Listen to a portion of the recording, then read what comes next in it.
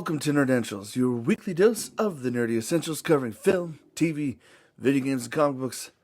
I'm your host, Joe Tweeden, and guys, joining me today is the Matthew Johnson and the Nick Thomas. This intro is a little weird. I know I don't have the interactions of my brothers here, but it's because what we're about to show you was pre-recorded. We needed to finish this up, and due to scheduling, I was unable to meet back up with them. So guys, without further ado, let me throw you over to our past selves.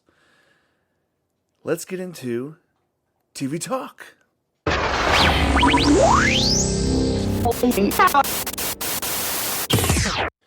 Guys, welcome to TV Talk. Boy, our movie reviews were quite a doozy. What the fuck? He can't even see what's going on.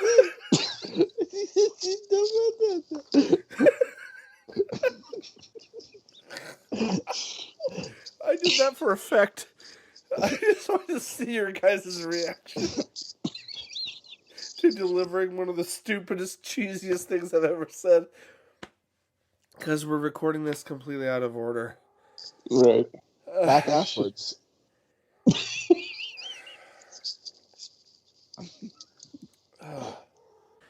Welcome to TV Talk, guys. We are here to talk exclusively about one particular show. There's a lot of shows that have been going on, a lot of streaming, a lot of new things in 2021. Weird to say that. But something that just finished and wrapped up is a full season of, I think, officially our first live-action Marvel TV series that, and by first I mean a show that authentically and deeply is integrated and connected with the MCU, the Marvel movie universe, directly connected with lots of Easter eggs and connections and tons of cool connectivity, and all on Disney Plus. So, guys, what are we talking about? Well, the 9th episode just this last weekend at the time of this recording dropped for WandaVision. WandaVision featuring Elizabeth Olsen as Wanda Maximoff and Paul Bettany as the dead Vision. Oh, sorry. I'm not going to give spoiler warnings because Infinity War ended over a year ago, guys. Come on now. That being said, actually 2 years ago now. Has it been 2 years now? Holy crap. Anyway, Paul Bettany is the Vision.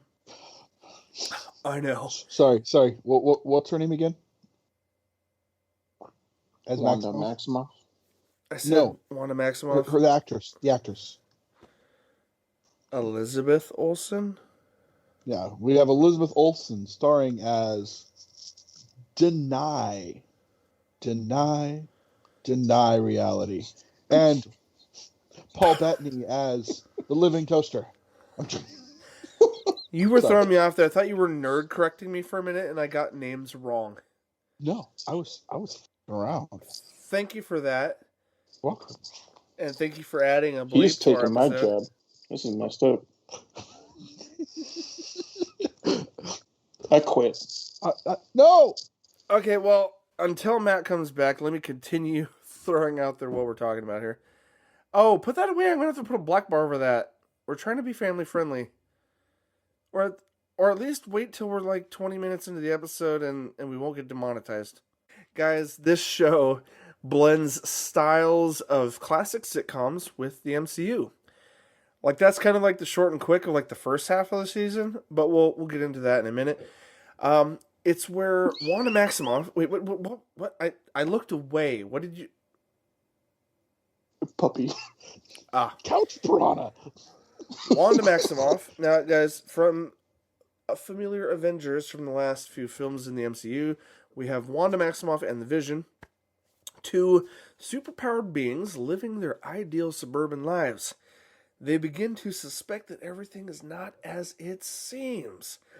Additional casting, in addition to Elizabeth Olsen and Paul Bettany, are Kathryn Hahn as Agnes, And Teyonah Parris as Monica Rambeau, or Geraldine. We'll get into that in a minute. Josh Stamberg as Director Tyler Hayward, kind of working with the government, if you will. And, Pat Dennings, is it? She was from the Thor movies, right? That sciencey chick. Yeah. So that's kind of our general cast. There's extended additional members that are familiar from other things, but that's kind of the whole premise. And Matt, and a recasting. You gotta like talk about Woo. What are you talking? You gotta put him in there. I know fan casting wants to see a spinoff. I know, right? Of course, our wonderful FBI agent Jimmy Woo, played by Randall Park. He's actually been in a lot of quite a few things that I am familiar with. Like his face was, he was in Ant-Man. Jimmy Woo was actually in Ant-Man. I don't know if any of you guys remember. That's where he learns the card trick. Oh yeah, and a few other things. We'll get into that another time. But yeah, sorry, good old Jimmy Woo for the deep dive. Yeah, so guys, we're gonna give you a relatively spoiler-ish free. At the very least, we're going to keep it nice and clean and simple and just give you our overall feelings. But there's a lot here to unpack, and this may have to be a deep dive at a later time. So I'm going to leave that out there, throw that out there to you listeners and viewers. First off, my hot take on before... Nick looks really aggressive. What? Nothing? Nothing's going on here. Sorry. He has a doggy at home, and he was looking mighty angry a second ago, and I thought he was just doing a bit. I realized it may or may not be a bit. It is a bit. I know. Anyway. So, my hot take on the trailers before the show came out. They did a good job at keeping everything mysterious and uncertain. In the sense that, holy crap, once you get into the show, there are some really big twists that you have no idea were going to be in here. You could theorize that maybe, but being a casual movie fan or a casual fan of Marvel, you would have had no idea going into the premise of the show, just watching the first trailer that they teased with. Oh, Wanda's in her head. This must be a thing. She's in her head. We knew Vision died from, the last big, gigantic Avengers movie. This must be all in her head. She's mourning him. She's coping. And she's living her life in a sitcom reality thing. Okay. How is that going to be interesting? Where are they going to go with it? What are they going to do with it? That's a show? Like, that's going to be a Marvel show? Is them doing classic sitcom style? I'm like, weird. That was my first impression, not having any idea where they were going to go with it, right? So, I'll save the rest of our little unfolding on feelings. I want to get your guys' hot take. Did either of you guys have any inclination about the last half of the season and what it turned into? Did any of you guys have any idea it was going there before you watched the first episode? You can be honest. If you had a pretty nerdy idea, go ahead. I mean, being someone that follows the comic books and knows the power that Wanda Maximoff has as the Scarlet Witch, and things she's actually done in the comic books revolving around specifically this, I had an idea, but the way they went with it was skillfully and masterfully done, and I loved it. I concur.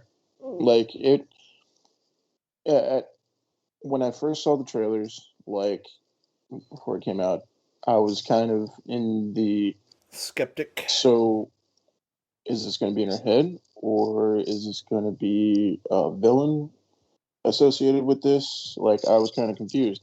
And then when, like, watching like a few episodes in, I'm like, I can see where this is going. Like, wow, like it's almost like a good surprise. Yeah, it was a very, very good surprise. And it still kind of had like a shock value, like within the first 2-3 episodes. Like, you're just like, there were hints. There's hints in really right. There's hints in the first couple episodes, and you're like, okay, what is this going to lead to? What's happening? It's super mysterious, right? Like, what is really happening? And I love the fact that they put in like those like commercials like in between. Those Like, were such a cool little, just a little added aspect to it. like the first Commercials one for was time period what was it? commercials. No, Stark Industries. Yeah, that was cool. That was fun. I was like, I oh yeah. I don't know if you guys know this about me. I've probably never disclosed this to any of you. Because I was raised by my grandparents, the first 10 years of my life, I watched nothing but TV Land and stuff. So, Bewitched, I Love Lucy, Bewitched, I Love Lucy, Dick Dream Van of a Dyke. Genie. Yeah, I watched all those, and this feel brought me back to like sitting on the couch watching TV with my grandma. Yeah, dude. Indeed. I don't know where you were going with that. Like in my head, I'm like, I don't know if I've disclosed this with you guys. I'm like, whoa, how personal are you trying to get? No, my nerdy culturism didn't happen till later in life. Yeah, right. I get that now. Yeah. That Okay. I need to get my mind. I want to throw this out there because if we just capped it here and gave a rating, it would be a really short segment. I don't think it needs to be, but also we don't want to deep dive today, right now. But how do you guys feel about giving a recommended reason to someone who hasn't watched it yet, and a general 1 out of 10 rating? And do we want to have a short, spoilerish discussion of how we felt about a few of the twists without going too deep? It's really hard to be spoiler free on a show that had such big twists in it. I hope that's like really encouraging to anyone that wasn't sure or standoffish on the teaser trailers, or like a sitcom based thing. That's so weird. Like, why would I be interested in them taking not quite main characters out of the grand Avengers cast and then do a classic sitcom thing? Like, what? Why would I care? So hopefully, I think at this point, hopefully we've given enough reasons. I want to say a couple things that aren't too spoilery, that don't dive in too deep, and maybe we could just kind of give our rating at this point. And I'll say a couple more things, and if either of you want to add anything without, obviously giving away too much, we'll do that. I would say, just to expound upon the non-reveals, but just kind of like the different classic sitcoms they covered. It was really cool. You would think a show like this would go longer than the half-hour mark, but they stuck really good to the 25, almost 30-minute mark. The finale was an exception. They went almost 45 minutes with the finale, but the 8 episodes leading up were 25, barely 20 each episode. And it kind of stuck with the classic, I think runtime kind of stuck with the classic runtime of older shows too. Because the first 3 episodes kind of went through the, black and white era, the I Love Lucy's, Bewitched, had a strong Bewitched feeling because they were hiding their abilities, from the neighborhood, right? So it's got a very Bewitched feeling, like, oh, my wife's a witch. Literally playing on that idea that Wanda is a witch, Wanda Maximoff, the Scarlet Witch. And I loved those transitions, and we even saw like a Brady Bunch era thing and a Malcolm in the Middle era thing, like your 80s, 90s stuff. And then, we saw a little bit of that. I'd say more growing pains as far as like the 80s ones goes. Oh, I'm trying to think of which one, not Malcolm. I'm trying to think of the VHS home camera recorded style.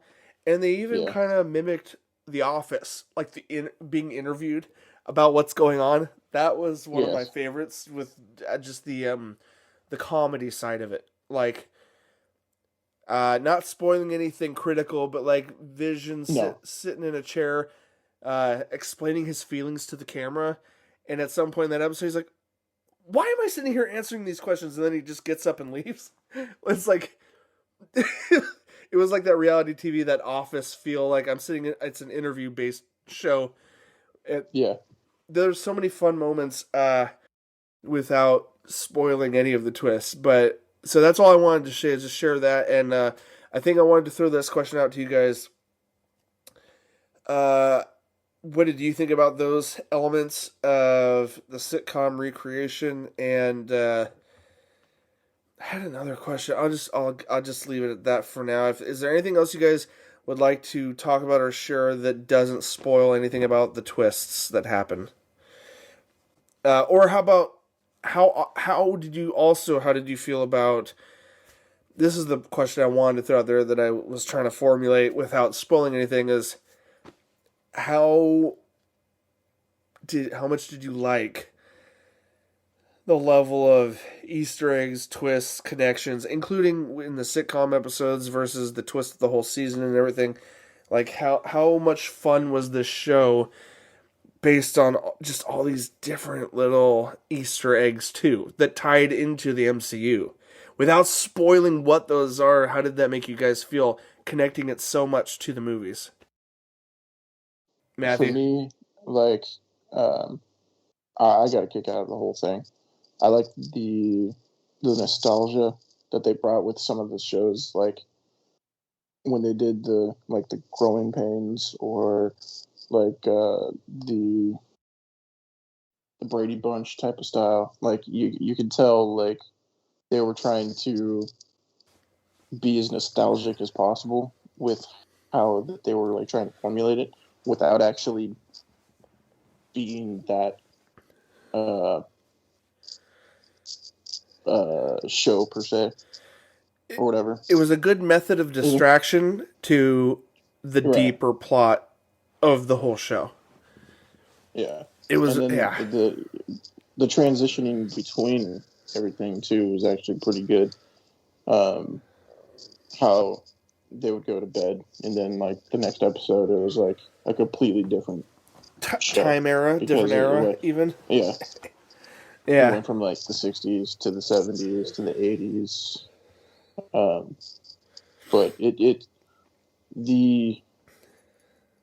the amount of stuff that's like hidden inside the show that ties in with everything is just ridiculous. Like you're just sitting there going, really? Down to That's why you put it? down to symbols, Easter eggs, Yeah. hidden imagery, or jokes in the humor, even in the humor, references characters make. It's just so much crap there. And you guys will see, if you do any YouTube search on this show, you'll see so many flipping Easter egg videos and breakdown videos. There's just a lot in this show. Yeah. And for it being, 9 episodes? Yeah. I mean, it happened to wait, though, for every Friday for if it you to went come week out. to week. Like, oh, man. yeah. Like, I was just like... I was the oddball, and I didn't jump into it right away because it didn't draw me in initially on the teaser trailers. The whole sitcom aspect, I'm like, okay, I don't see what's going to be so cool about that or how they're going to connect it. Silly me, because I trusted the movies to do an amazing job of being interconnected. I had no idea how well they were going to interconnect the shows with the movies. But I binged the whole show in two nights. Yeah.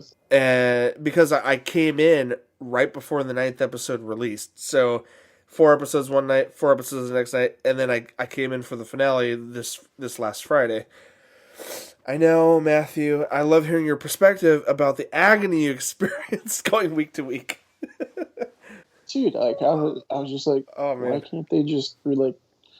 I like I mean, it brings back the feels of actually like having to actually wait. Classic week TV watching. Yeah, because I mean, Netflix kind of like ruined a lot of people with being able to stream like all like 13, 14 episodes of the show. Binging. Like right then and there. TV binging is the modern thing, and they're trying to bring it back now. A lot of streaming services are trying to bring back the idea of weekly release because it keeps subscribers around. Because if you're subscribing for one show and you can binge it in 2 nights, they're not going to keep subscribers around. So they've realized, this is why the TV shows were episodic, is to keep viewers coming back. And streaming services are starting to learn that and starting to go back to it, back to that idea. Yeah. Nicholas, Nick, what is your feelings on connectivity with the movies? Just like how your overall feelings, like how good, how awesome, how authentic, how mind blown you may or may not be. I know. I really enjoyed it. I personally thought that she deserves an Emmy or an Oscar for her performance. Elizabeth Olsen. Yeah, it was fantastically done. And the different characters she had to play between the different types of show she was portraying, she did it so effortlessly. And it tied in very well, where you went from the point where it was quite literally like Bewitched or I Dream of a Genie or I Love Lucy type thing, in that era, but they were trying to hide the fact that she's a witch, but still she's using all the powers and stuff, and they're like, oh, this is what happened. Very like corny classic. Yeah, and even Vision hiding his appearance of being an android. Like, he's self-aware that he's not human, even in this sitcom time period, and then hiding his face every time, just like her being a witch. My favorite episode was... No, okay, never mind. I'm not going to go there. Without spoiling? But, are you able to? No, but seeing the... It's one of the black and white ones. I'll give you guys that. Okay. Seeing the evolution of the characters and the show was probably more important than actually what happened in the story.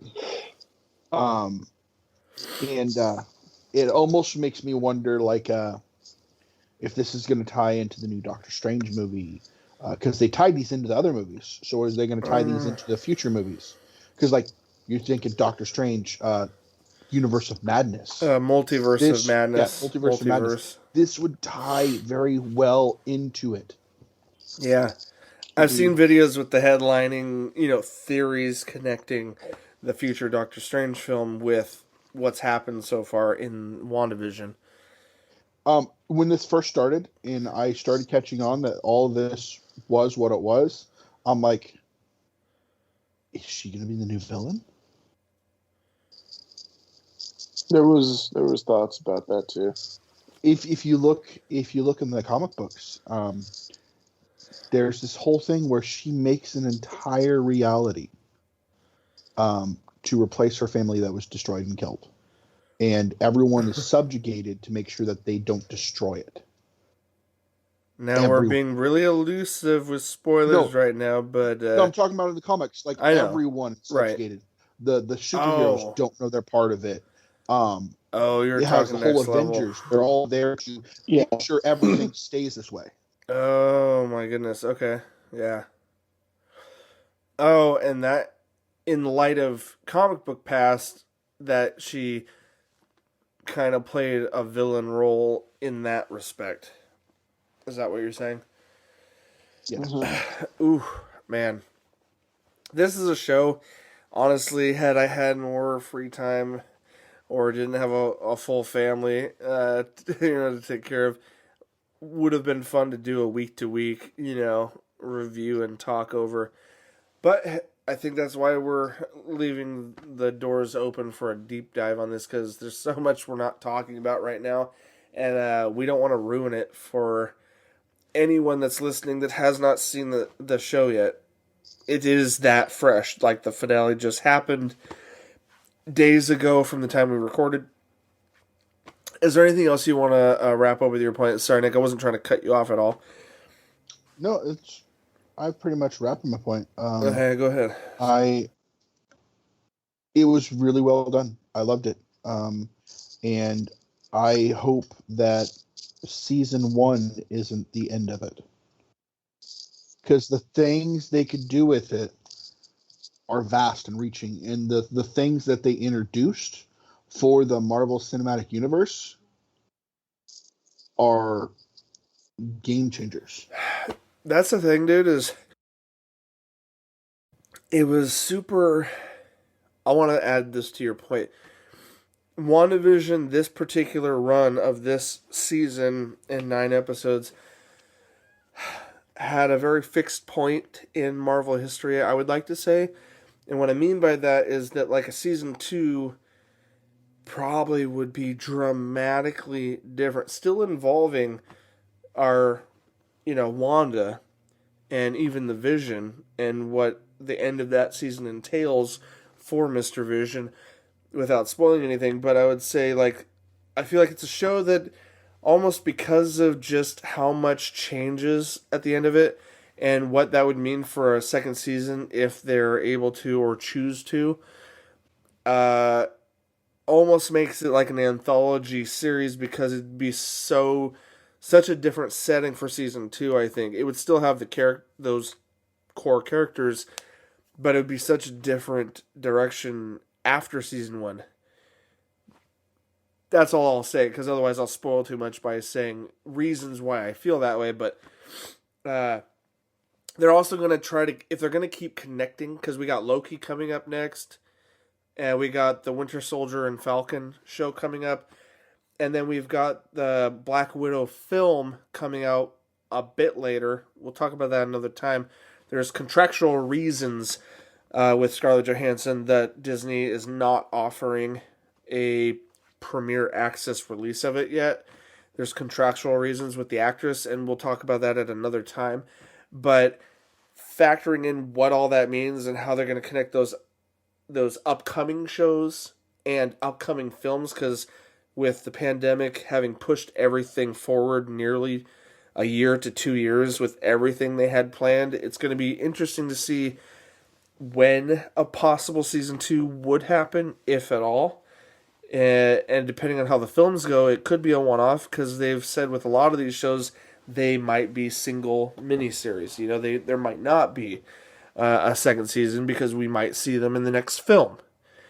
But it would be really awesome. I would love to see a second season done based on what we saw here, So, are we all good to wrap this up, guys? Anything else you want to say, or we just throw out the invitation on the deep dive one last time before closing? Oh, deep dive.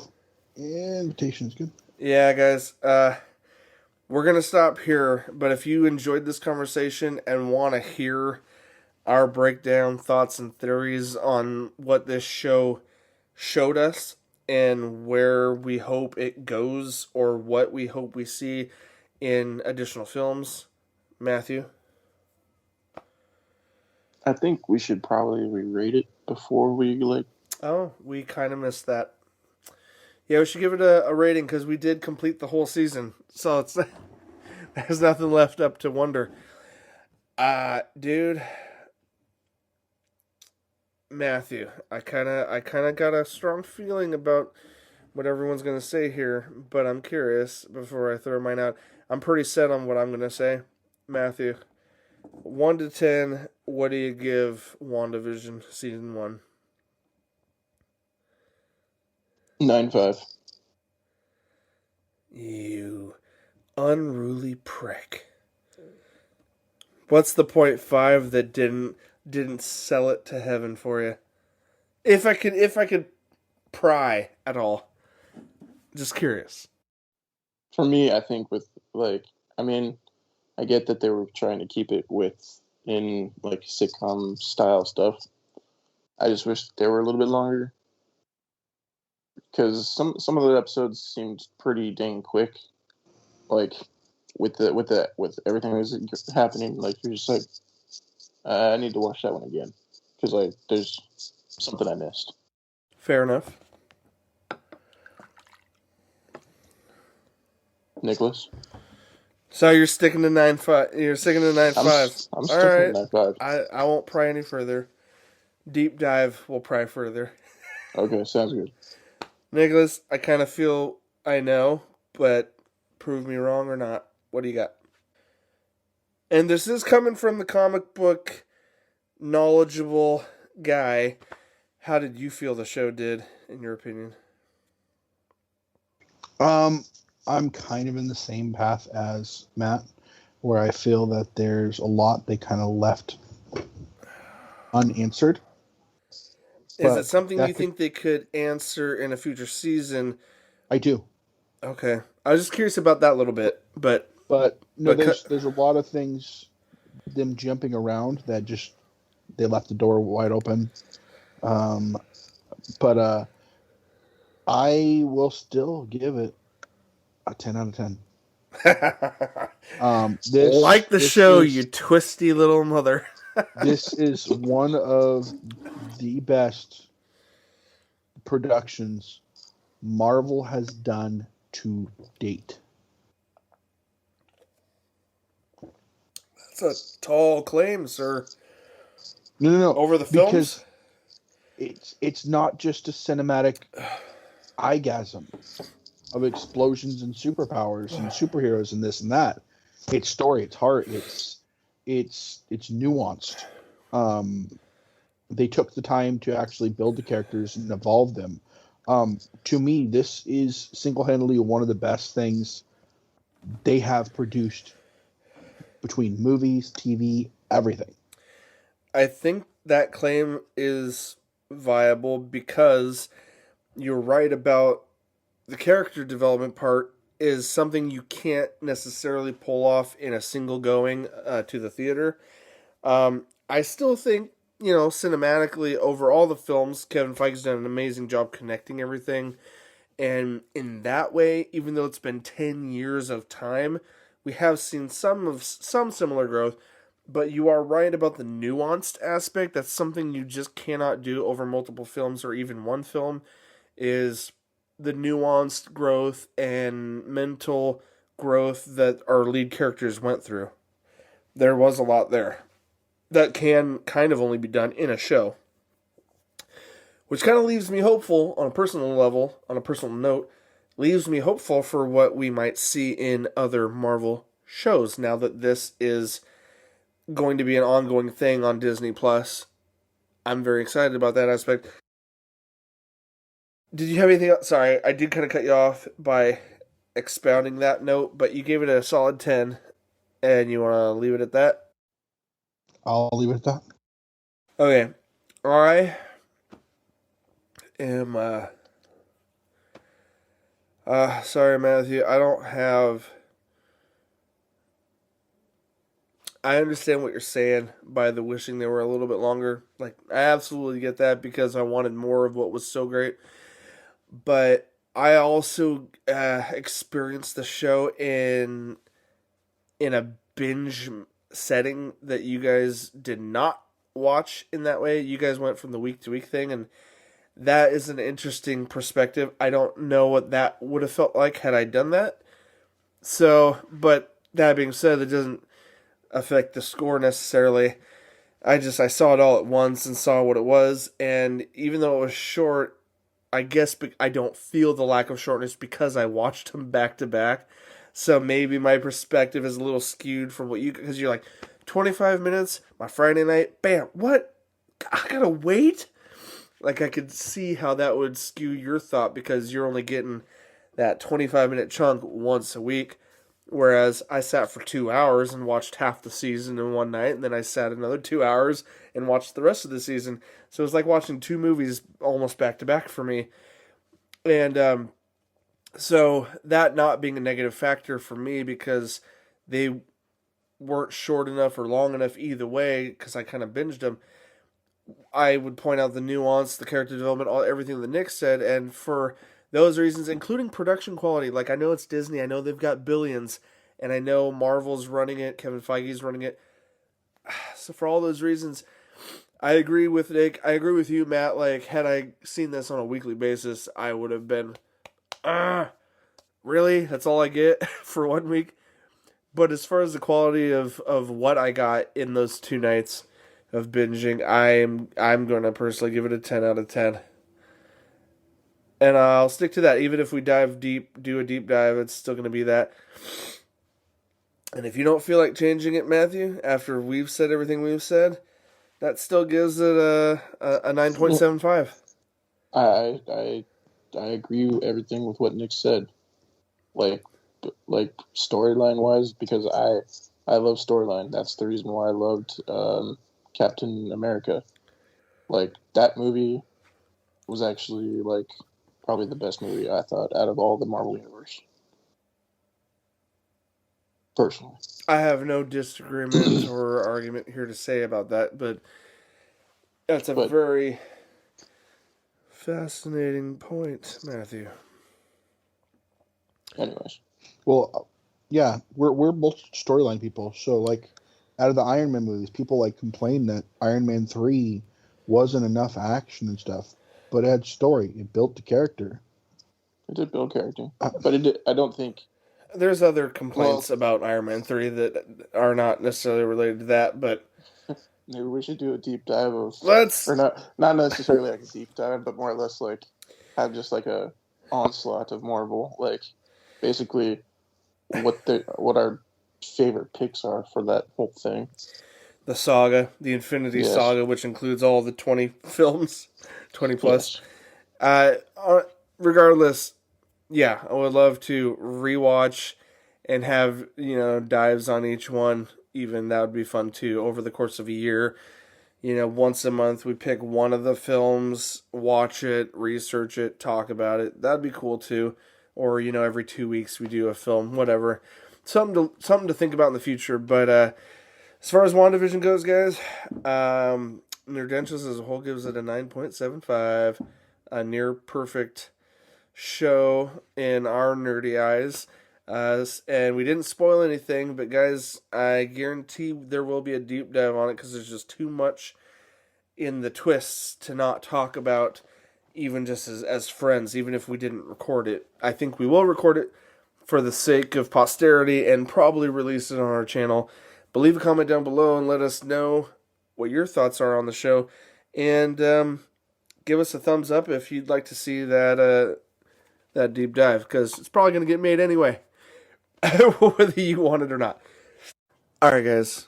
Thanks for watching. I think that's going to wrap up our episode. Like we said about WandaVision, there are so many things we want to talk about, so many spoilers we could talk about. So if that's something that interests you guys, leave a comment down below. At some point in time, we are going to do more deep dives. We're going to continue diving deep into the latest films coming out and even these shows, especially these ones. But guys, you can follow us and find us all over social media, Instagram, Twitter, Facebook, and most importantly on youtube.com/c/Nerdentials. But if you're already here on YouTube or you're already listening to us in podcast form, you can find all these wonderful sources at one location, nerdentialsmedia.com. I know, sad I'm doing this by myself.